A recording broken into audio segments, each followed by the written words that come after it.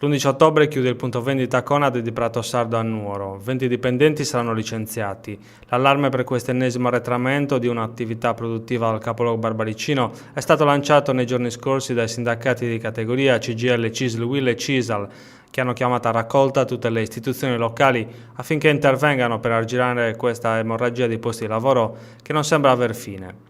Sulla questione del licenziamento dei dipendenti del supermercato si registra oggi la presa di posizione della provincia di Nuoro, che in una nota esprime una forte preoccupazione per la vicenda. La chiusura di un'altra importante attività commerciale del territorio è il chiaro segnale della mancanza di programmazione su scala regionale, scrive in una nota Claudia Simula, assessore provinciale al lavoro. Conad infatti ha da pochi anni acquisito la catena del Pellicano e non si capisce come in un così breve lasso di tempo abbia deciso di chiudere e licenziare ben 20 lavoratori. L'assessore al lavoro della provincia ritiene opportuno affrontare la questione esaminando nel dettaglio la programmazione, le attività e gli impegni futuri al di là dei dati legati alla crisi che colpisce drammaticamente la provincia, causando forti ripercussioni su tutte le attività commerciali del territorio. A tal proposito, rileva l'assessore Simula, abbiamo ritenuto opportuno convocare un incontro urgente con il responsabile regionale della catena Conad, Michele Orlandi, una riunione finalizzata a discutere ed esaminare nel dettaglio la situazione, in particolare quella di Prato Sardo, e valutare la reale prospettiva degli altri punti vendita Conad